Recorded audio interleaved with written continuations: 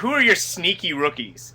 Your sneaky rookies doing work under the radar right Oh, now. dude. Not Enes Kanter. Oh, He is not yeah. sneaky. He's bad. He can't jump above the radar. He doesn't have that kind of lift. I would say that I love Tristan Thompson so far, and I am so angry at Byron Scott for not playing him more. He is just there's so much energy when he comes onto the court. John Krolik has written a bit about it. I would highly recommend going to YouTube and checking out his highlights against the Bobcats. He kind of looks like the smart version of Tyrus Thomas, and that is very exciting. Love Thompson.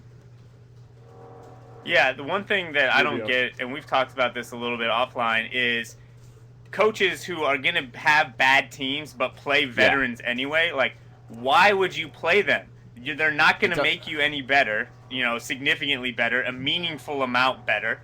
And they're just going to stunt the development of guys who, you throw them in the fire, they learn a lot on the, as they're going. Development is such an important part of making a great team out of young players. And a lot of coaches don't really care about that. That's not what they're brought in to do. That's not their goal. Byron Scott came into Cleveland. He probably knew LeBron might leave, but he also thought he was going to take over a veteran team. It's not his ideal to handle a bunch of rookies. Well, let's talk about one thing, which I wrote about today, which I thought was kind of interesting because I wrote about it. And that's this idea of whether or not today's defenses make superstar play less important or more important.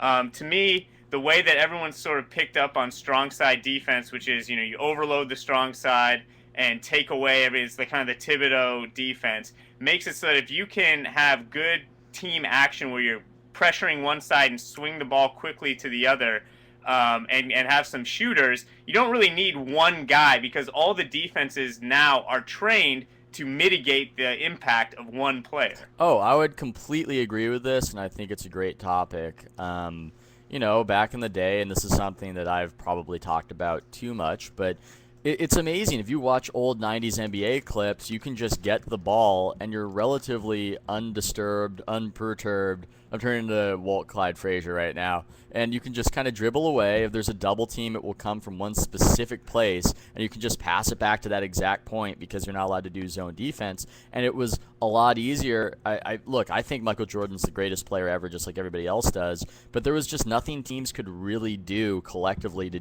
to quell him. He could just keep doing the same thing over and over again. There was no recourse. And I think today's environment makes it much harder to be a star and to just sort of enforce your will on the game.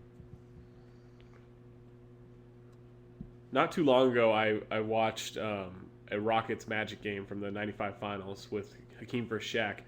You would not believe how basic and horrible the defense looks. And these are two really incredible defensive players for their time and really in an all-time rank when Shaq was young and mobile. I mean, he was a terror defensively. And the defensive looks that you see then, it makes the game today not just look completely different, but look beyond evolved. It's like an evolution chart. I mean, you cannot just have one guy dominate today and actually make a difference. You need, if anything, you need just guys who can spot up in the corner, spot up in the wings, and knock down shots to stretch out that strong side defense and make it weary of leaving guys alone on the perimeter. It's really the only way to attack it. If anything, shooters, which the Mavericks showed last year, with team defense, shooters mean more than anything.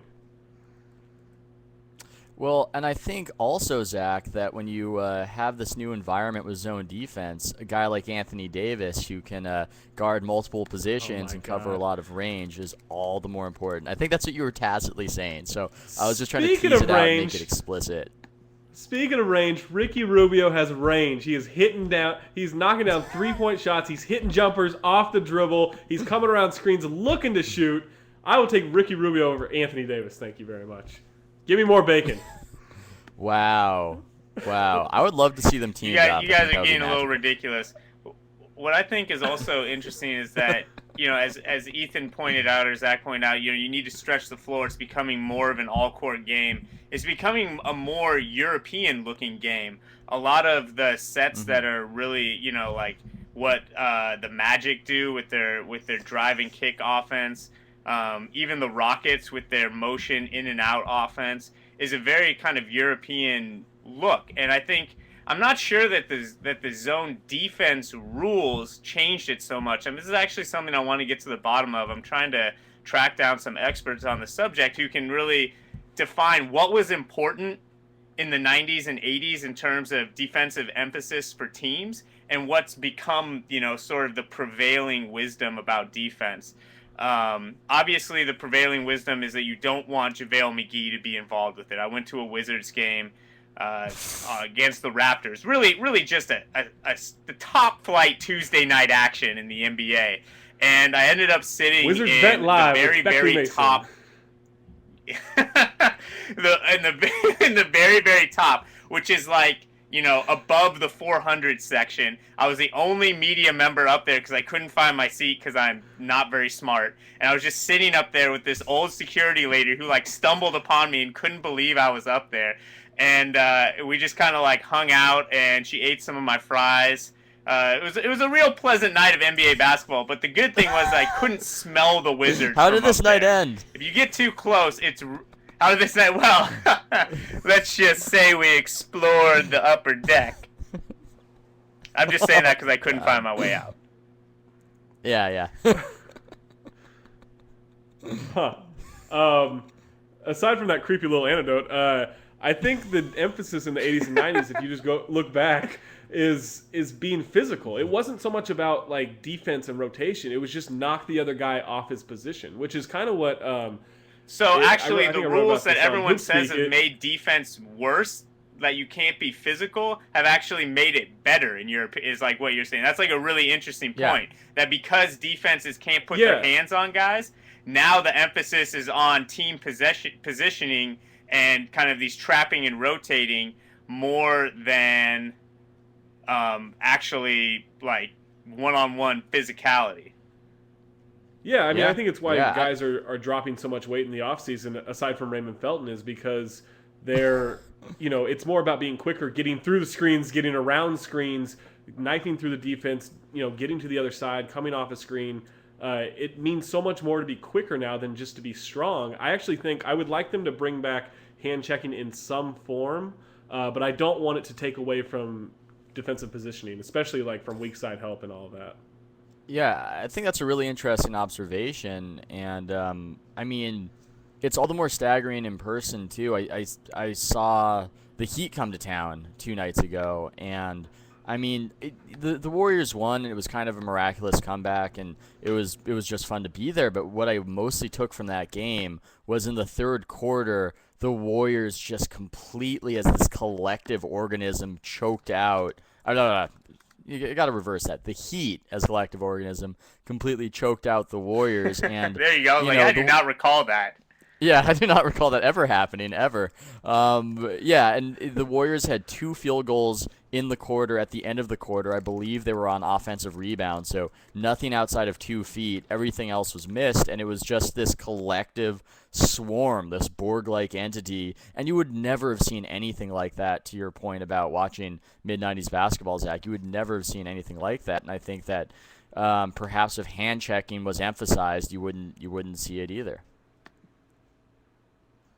Well, that's not entirely true because the Sonics in the mid-90s with Bob Kloppenberg, that he had the SOS defense was what it was called.